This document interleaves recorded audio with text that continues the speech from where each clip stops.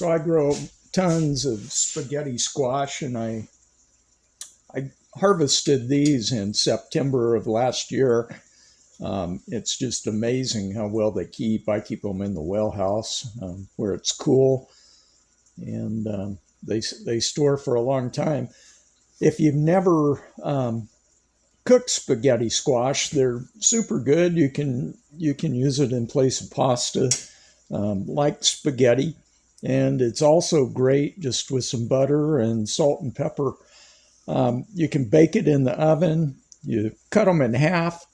I use just a regular big chef's knife. Put your knife on there and then rock it back and forth with downward pressure, and eventually it will cut into it. You just need to be careful because it's very, very hard. But if you use that technique, it goes right through it pretty easy. This takes a little bit of time. Um, but you can either bake them in the oven. I bake them at about 400 degrees, cut them in half, place them upside this end down, and bake them for about 45 minutes or until it gets softened like this. These I've done in the microwave. This is a big one, so it took about 15 minutes.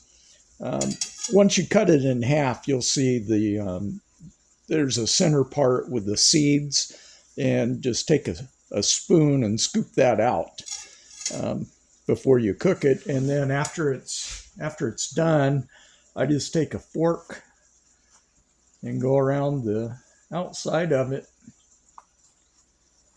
and it all just comes apart, hence the name spaghetti squash.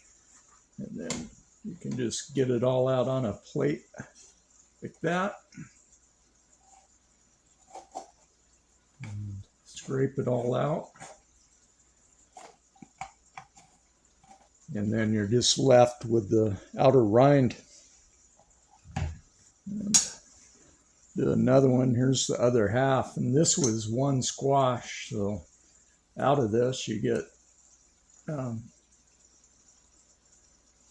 probably close to 3 pounds worth of food. So this would feed a family for sure.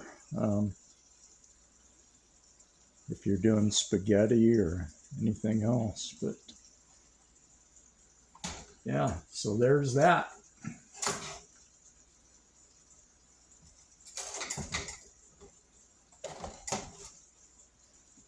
And that's how I do spaghetti squash. But if you garden, I recommend you grow them because they're fantastic. They're easy to grow, and you can keep them for a long time. These are months old. So anyway, bon appetit.